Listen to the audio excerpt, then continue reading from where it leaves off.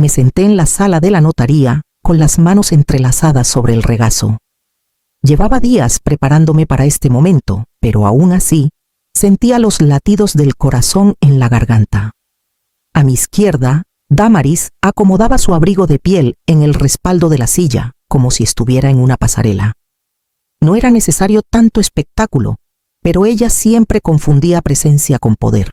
El abogado Galdeano se acomodó las gafas y aclaró la voz antes de abrir la carpeta con el testamento que le habían entregado previamente. Ni siquiera había empezado a leer cuando Damaris, sin el menor pudor, se inclinó hacia adelante con una sonrisa apenas contenida. Mi suegra no está incluida. Hernando me lo confirmó antes de morir, dijo mirándome como quien lanza una piedra en agua quieta, esperando la onda. No reaccioné. No le di ni el regalo de una ceja alzada. Solo saqué con lentitud medida el sobre que llevaba dentro del bolso desde hacía semanas. Estaba sellado sin marcas ni anotaciones. Lo dejé sobre la mesa frente a Galdeano sin pronunciar una palabra. Lo hice igual que cuando colocaba una taza de caldo frente a Hernando durante su convalecencia en silencio, con manos firmes y una dignidad que ya nadie esperaba de mí. Galdeano observó el sobre unos segundos ladeando la cabeza. Lo reconoció al instante. Su ceño se alzó primero y luego, como si algo dentro de él se soltara, soltó una carcajada tan rotunda que hizo que incluso el reloj de péndulo de la sala pareciera detenerse un segundo. «Ay, querida», dijo girándose hacia Damaris con una expresión entre lástima y burla. «Qué prisa por enterrar más que a un cuerpo». Ella frunció los labios incómoda.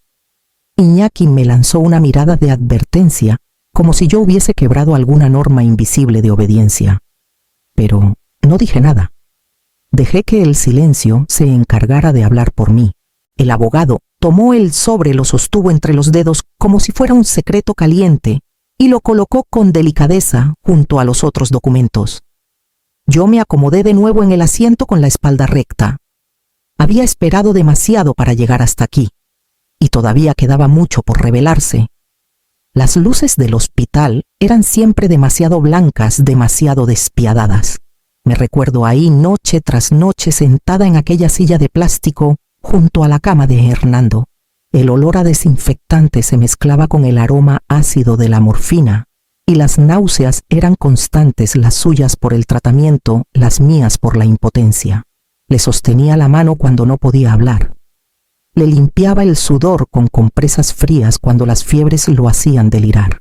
En las madrugadas en que el dolor le arrancaba lágrimas mudas, yo solo susurraba su nombre una y otra vez, como un conjuro para que aguantara un día más. Nadie más estaba allí. Nadie más vio cómo se le apagaba la mirada, ni escuchó sus suspiros de rendición. Damaris enviaba flores. Desde Madrid. En sus redes sociales aparecía vestida de gala, en cócteles de empresarios, con esa sonrisa de mujer que lo tiene todo mientras yo recogía vómito con guantes de látex. Iñaki llamaba una vez al día, siempre ocupado, siempre con alguna excusa. Prometía ir mañana sin falta, pero mañana nunca llegó. Y entonces, la víspera de su muerte, cuando ya no podía sostenerse en pie, Hernando me pidió que me acercara. Su voz era apenas un susurro, pero aún le quedaba lucidez en los ojos. Sacó con dificultad un sobre de la gaveta de su mesita sellado y sin remitente.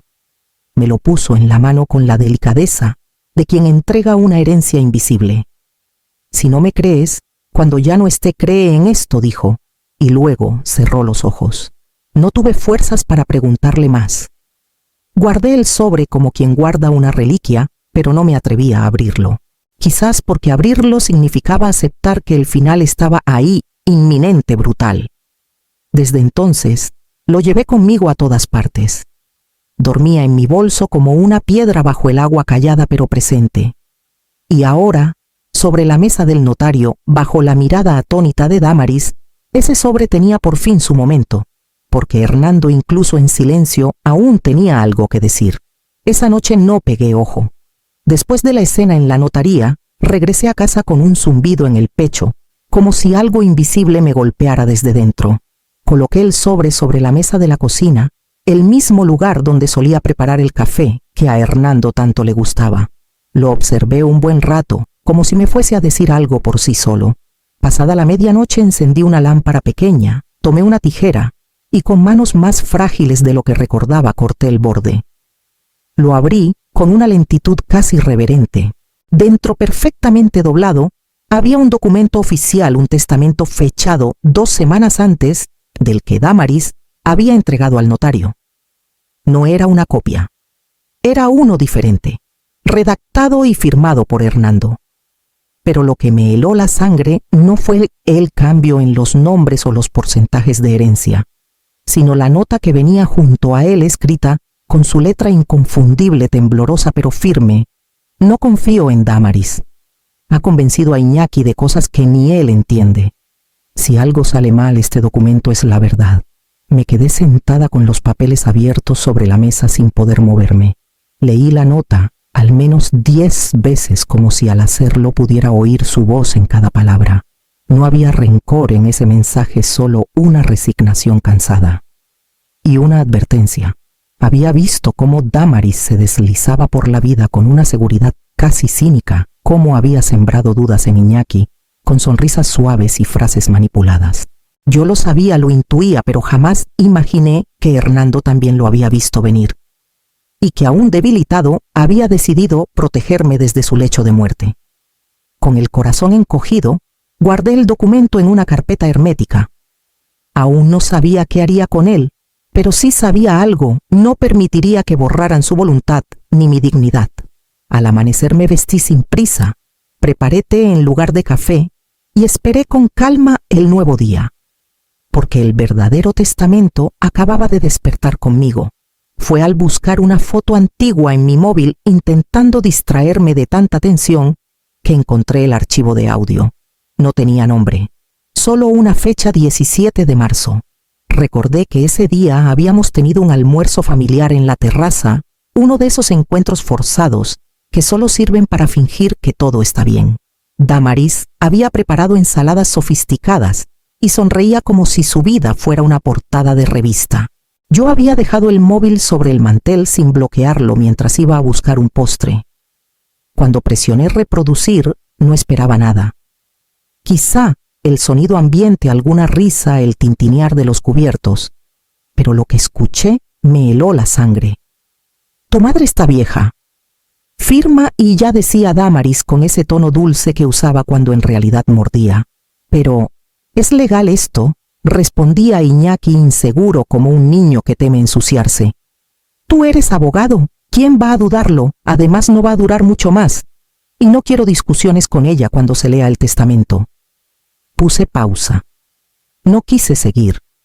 Me quedé mirando el móvil con una mezcla de incredulidad y rabia.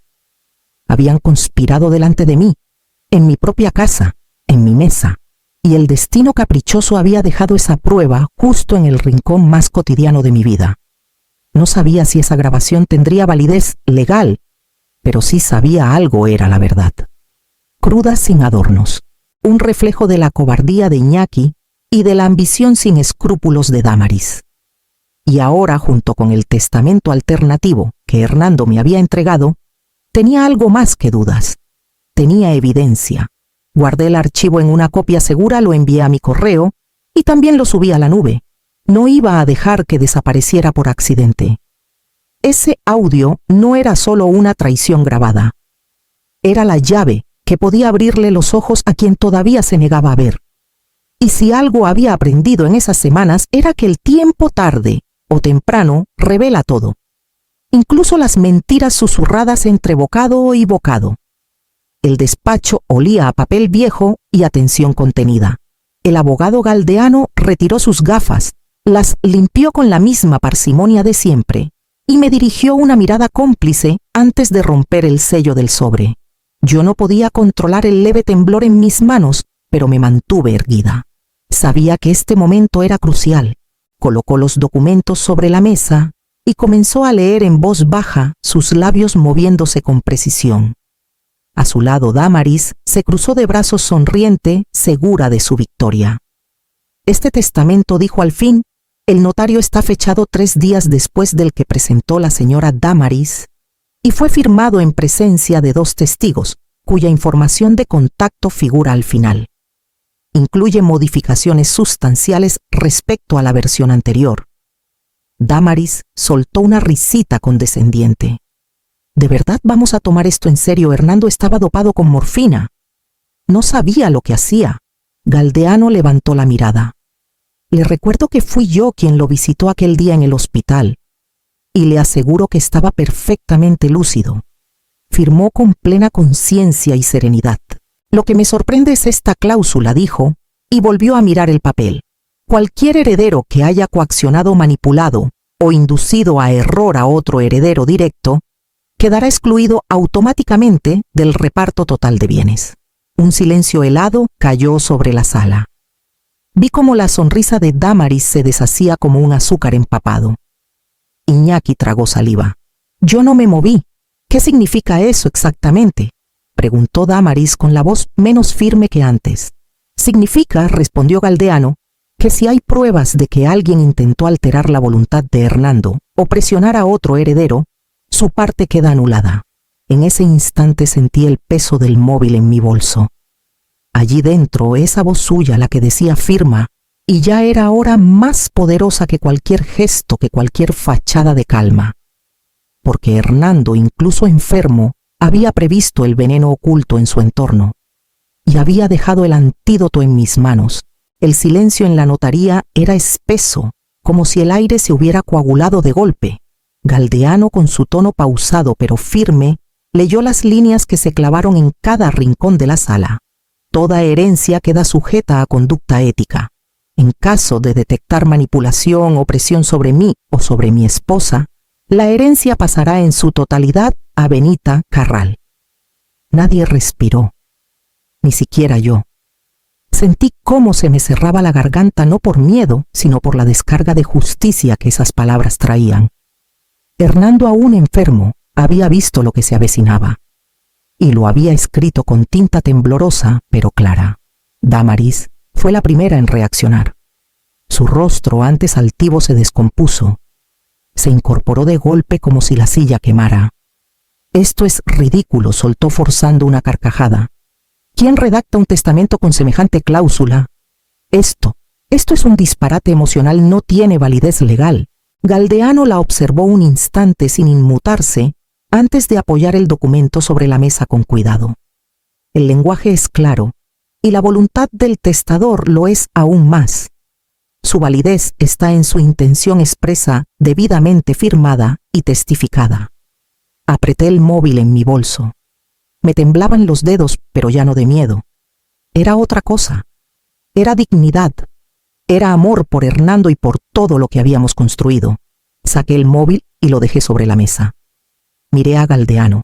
Asintió. Reproduje el audio. Las voces llenaron la sala, claras, nítidas, imposibles de negar. Tu madre está vieja. Firma y ya. Pero, ¿es legal esto? ¿Tú eres abogado? ¿Quién va a dudarlo? Galdeano levantó las cejas en silencio. Iñaki bajó la mirada. Damaris palideció tanto que por un segundo creí que se desmayaría. Nadie dijo nada. No hacía falta. El eco de sus propias palabras flotaba entre nosotros, acusándolos mejor que cualquier fiscal. Yo no necesitaba gritar.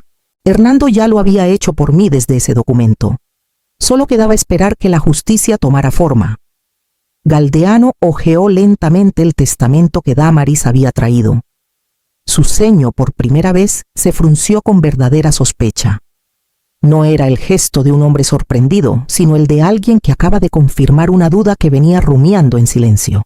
¿Dice que este documento fue firmado un domingo por la noche?, preguntó con voz baja, casi casual. Damaris asintió tensa, mientras Iñaki evitaba cruzar miradas con cualquiera.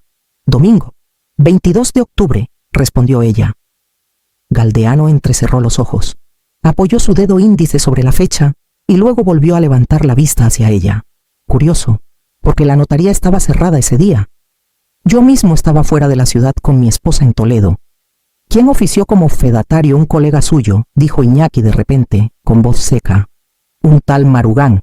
Galdeano sonrió sin alegría. El jubilado, el que falleció hace 5 meses. El silencio fue inmediato. El rostro de Damaris se descompuso por segunda vez, pero esta vez no hubo palabras, solo un carraspeo ahogado. Galdeano extrajo entonces una copia del historial médico de Hernando. Lo puso sobre la mesa junto al testamento y señaló la firma.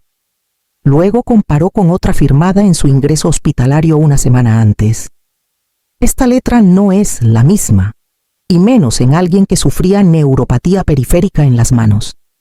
Yo me incliné observando. No necesitaba saber de caligrafía para notar que algo no cuadraba. La firma del testamento anterior era firme limpia, como si hubiera sido escrita por alguien sano. No era la de Hernando. No podía serlo.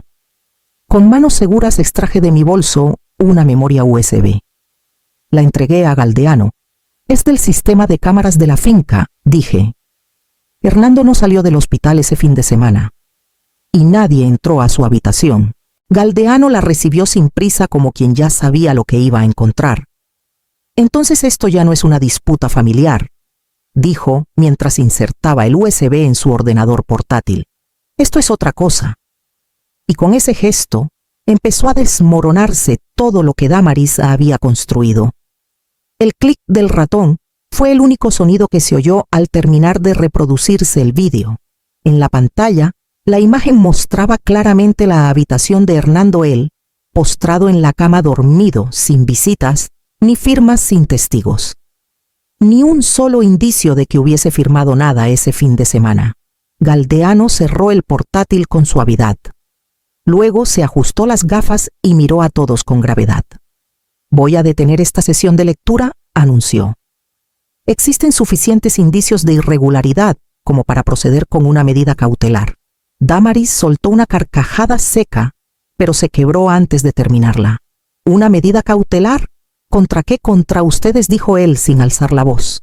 «Hasta que un juez determine la validez de ambos documentos, ningún bien puede ser adjudicado. Y si se prueba falsedad documental, habrá consecuencias penales». Iñaki se removió en su silla, pero no dijo ni una palabra. No podía. Sus ojos se clavaron en el suelo como si esperara que una grieta se lo tragara de una vez por todas. Yo no sentí alivio. No todavía. Solo una tristeza que se me extendía como sombra por dentro. Me preguntaba cuándo fue exactamente que mi hijo cruzó esa línea. ¿Fue idea suya, de ella, o simplemente se dejó arrastrar por la promesa de una herencia fácil?